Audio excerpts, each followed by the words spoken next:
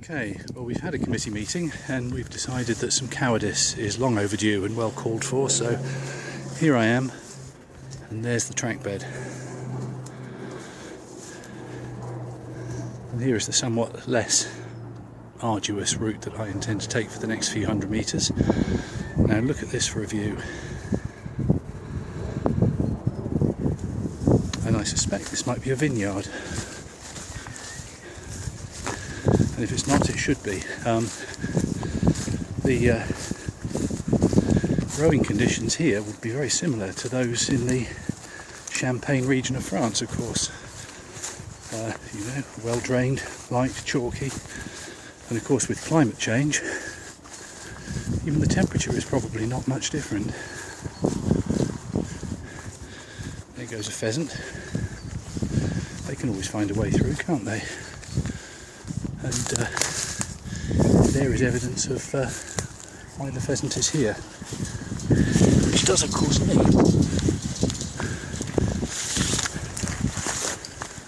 a clear track bed, but not for very far.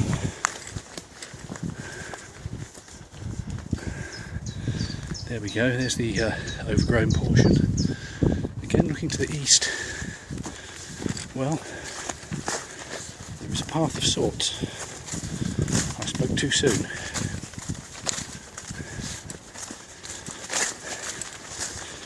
It looks as though occasionally a tractor makes its way down here, so the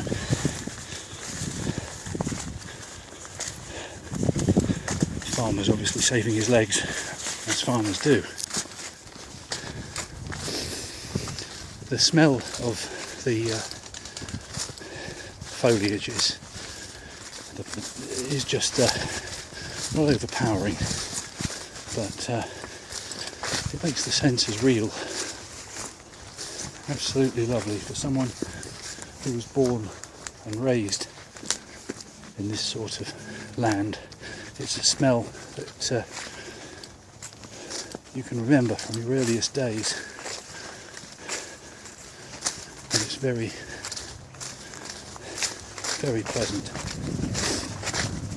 So, suddenly, and to my surprise, the going has become fairly straightforward, and of course the tractor might come down this way at any minute, and I dare say it can outrun me, so I'm going to have to keep my eyes and ears peeled.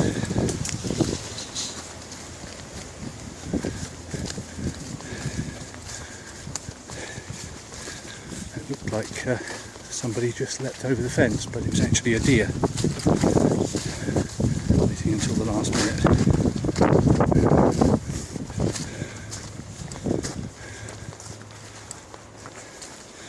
So, one of the things that I hope is clear to everybody that's managed to carry on listening this far is this would have been a lovely journey to make. You know, to be sat on a sunny afternoon, perhaps as John Betjeman might have done, looking out of the window of a Hampshire Emu, which of course kept this line going for the last 10 years or more.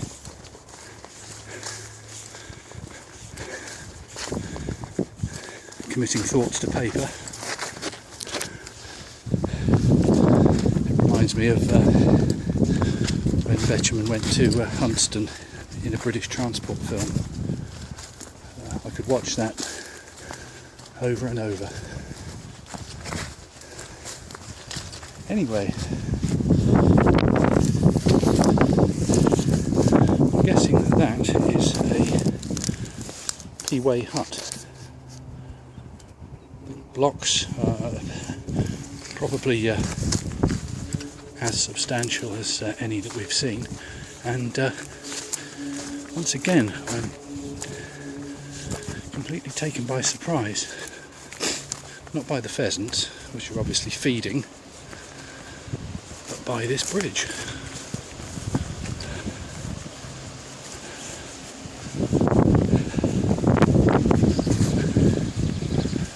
Of course, what it's telling me is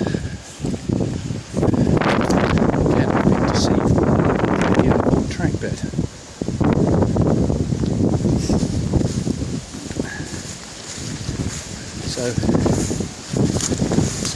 not surprising that I'm not really encountering very much in the way of archaeology. Goodness knows where all of that came from. It's been shoved under there. But you know, we've just seen what the Bluebell have done, and how that magnificently they've dug out Imberhorn Bridge and repointed it, brought it back to health. So I wouldn't say for a minute that seeing a bridge like that means it will never be seen again. So I'm going to attempt to do a limbo dance underneath it. We'll have a little sneak peek just to see what this bridge is all about now. Now there's a barn. Interestingly, and making me eat my words, I realise that that bridge is perhaps not in quite the condition I thought it was. So we continue our way towards Alresford, which is of course the next station.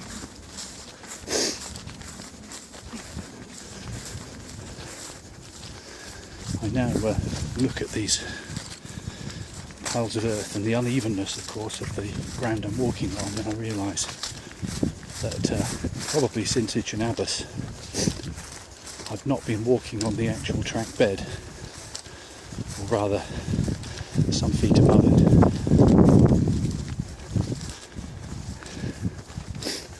And I think that's exactly what I'm doing here. But this is the line, this is where it was, so this is where I will attempt to stay.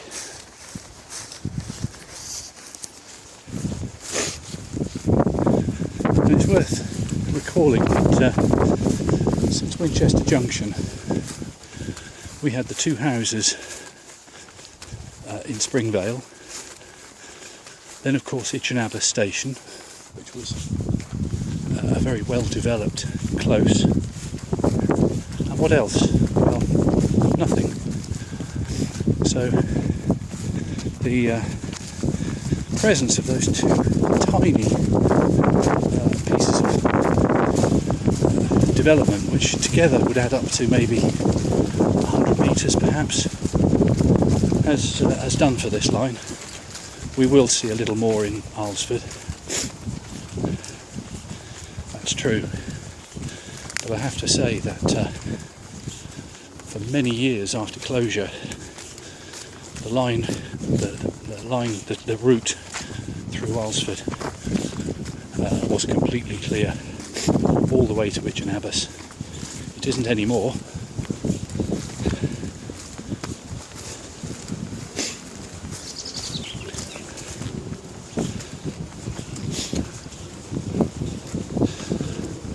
I think I referred to the economics of the line right back at the start of the walk, and I'm not advocating, proposing or recommending or arguing that the Mid Hants, the watercress line, could or would or should have extended to Itchen Abbas. It's a pipe dream, because the extra, assuming they got to Itchen Abbas, the line would have been some 14 miles long, I think, and at the moment it's 10. So you've got to consider that every pound that's invested today in permanent way, you'd have to find another 40 pence, and that's a lot. Would it come in through the fare box? Well, possibly. I think it might have done, because this part of the line between Alresford and Itchen Abbas, I think, would have been the most picturesque, not just of the watercress line itself, but I think of most lines. I think this 4 to 5 mile stretch would have been so archetypal of southern England, rural southern England, with simply a few dotted farms, cottages and so on, and not much else besides to suggest the passing of time. And I think, in the heritage business, that's the mark really, isn't it? That people can get onto an old train, but if they look out the window and see adverts for Sky TV, it's not quite the journey back in time, is it? But this section from Alresford to Itchen Abbas, yes, I mean, modern agricultural practice shows, of course, things have changed, but the shock of the 21st century does not impinge upon the enjoyment of the day. And I suppose for the want of just a small amount of money back in the early 70s, and this goes right back to the first and second share offerings. That's when the damage was done. It was almost impossible with a sort of a rapacious British Rail Property Board so anxious to demolish and destroy and obliterate. There was never really a chance, I think, that the BRB would have perhaps sat on this remaining 4 or 5 miles on the off chance that maybe a third share issue could have raised the capital. But it wouldn't have taken much, maybe 40,000 perhaps to buy the track bed. It could have sat idle. It could have sat idle for a long time. The Gloucestershire and Warwickshire have assets that they've sat on for many, many years. There we go. Could be a pillbox, of course. There were pillboxes along the line, but it's looking at the thinness of the concrete, I would say not. Pillboxes are usually, the concrete's far thicker. That, I think, is a linesman's hut. And noticing that the banks have crept up either side of us, I think just temporarily here, we're actually on the level of the old track bed itself. Although, having said that, I'm just about to walk up and into some very dense jungle again. I should have perhaps kept quiet. In fact, yes, looking at this, I can see I'm going to have to take a short detour. Okay, so I have emerged on the north side, and I'm now walking parallel to the line again. I'm looking in to see if there is a way through. It looks somewhat patchy, I have to say.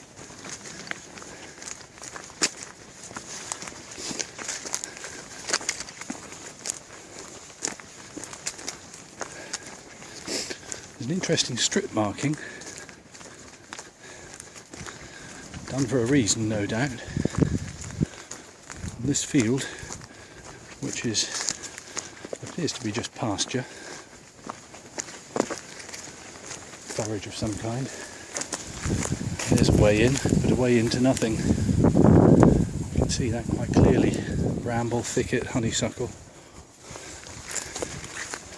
The ever-present rabbits, of course.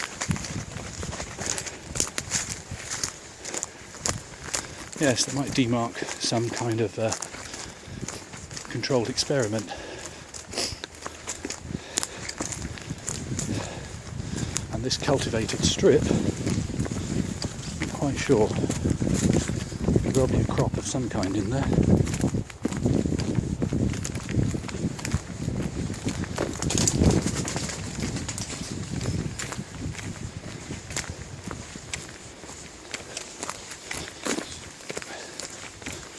Posts are to our right, of course, as we walk here.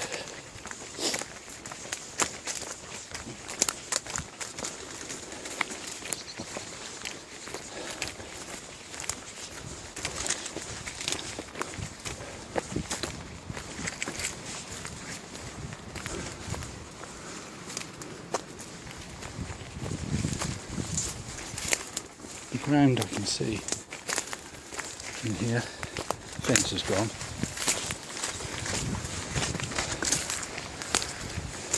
Bricks and blocks.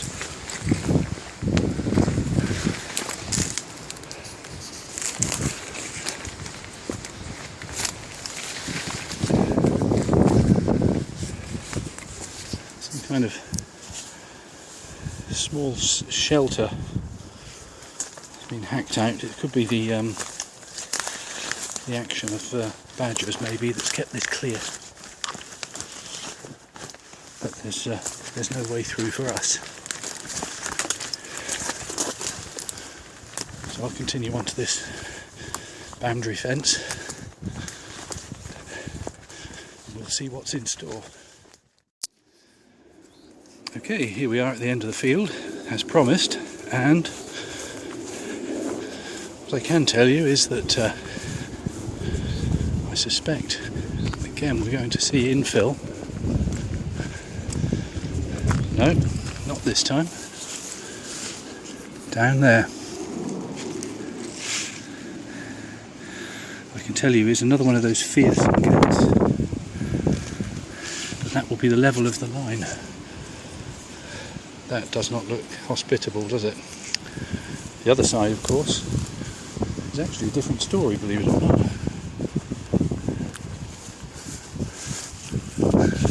It's a little mean looking down there, but I think we're going to get round it.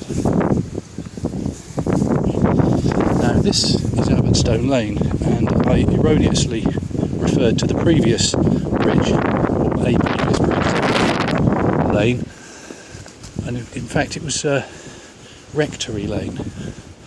Sorry about the confusion, I think I got a bit ahead of myself. So we are now able to see, I can see the houses of Alresford in the far distance. Through the gate, far distance will be the edge of Alresford, so that tells us how far we've got to go and how far we've come. I'll labour on in the next section.